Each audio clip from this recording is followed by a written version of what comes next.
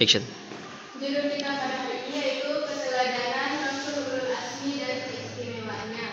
Sebelum masuk ke materi, gua akan bilang dulu tujuan pembelajarannya, yaitu yang pertama, peserta didik mampu menjelaskan pengertian dari Rasul Ulul Azmi. Yang kedua, peserta didik mampu menyebutkan nama-nama Rasul Ulul Azmi. Dan yang ketiga, peserta didik dapat meneladani sikap dan perjuangan para Rasul Ulul Azmi. Nah, kita masuk ke materi pembahasan pertama, yaitu tentang Ulul Azmi. Secara bahasa, Ulul Azmi adalah orang-orang yang diberikan keteguhan hati yang kuat. Secara istilah, Ulul Azmi adalah para Rasul, pilihan Allah yang diberikan atau dianugerahi kesabaran, ketabahan, dan keteguhan hati dalam menghadapi cobaan, rintangan, dan juga penolakan dari kaum-kaumnya dalam menjalankan atau memperjuangkan risalah Allah Subhanahu wa Ta'ala.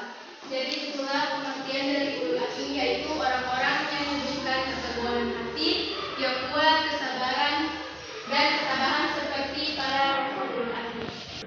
Yang kedua yaitu Rasul Ulul Azmi yang termasuk dalam golongan Rasul Ulul Azmi.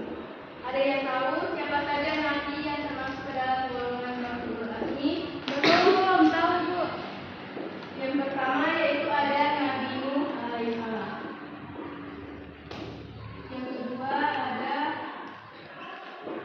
Nabi Ibrahim. Yang ketiga ada Nabi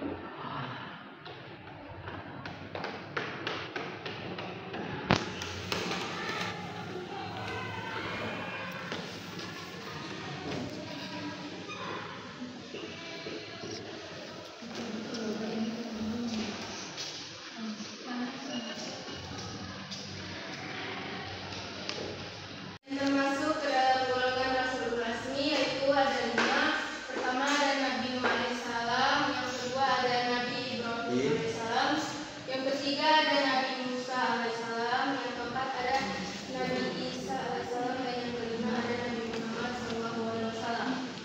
Nah, keteladanan dari para nabi atau Rasul Ulul Azmi ini yaitu yang pertama ada Nabi Nuh. Nabi Nuh pernah berdakwah kepada kaumnya selama 950 tahun, tetapi hanya mendapatkan ejekan dan hinaan saja. Dan setelah itu Allah turunkan azab kepada mereka yang tidak mengikuti atau beriman kepada Allah berupa banjir besar. Dan di situ Nabi Nuh diperintahkan untuk membuat kapal besar yang menampung semua umatnya dan hewan-hewan yang ada di Nabi Ibrahim alaihissalam, yaitu pernah diuji dengan dibakar oleh api, juga menghancurkan berhala-berhala, dan juga pernah diuji disuruh menyembelih putra kesayangannya, yaitu Nabi Ismail alaihissalam. Yang ketiga ada Nabi Musa alaihissalam, yaitu Nabi Musa pernah berdakwah pada Raja Fir'aun dan pasukannya, tetapi hanya mendapatkan hinaan saja. Dan juga Nabi Musa diberikan mukjizat berupa tongkatnya bisa menjadi ular dan juga bisa membelah lautan. Yang keempat ada Nabi Isa alaihissalam. Nabi Isa ini dilahirkan tanpa seorang ayah. Dia diberikan mukjizat berupa bisa menyebut. Nabi Ibrahim alaihissalam yaitu pernah diuji dengan dibakar oleh api, juga menghancurkan berhala-berhala, dan juga pernah diuji disuruh menyembelih putra kesayangannya, yaitu Nabi Ismail alaihissalam. Yang ketiga ada Nabi Musa alaihissalam, yaitu Nabi Musa pernah berdakwah pada Raja Fir'aun dan pasukannya, tetapi hanya mendapatkan hinaan saja. Dan juga Nabi Musa diberikan mukjizat berupa tongkatnya bisa menjadi ular dan juga bisa membelah lautan. Yang keempat ada Nabi Isa alaihissalam.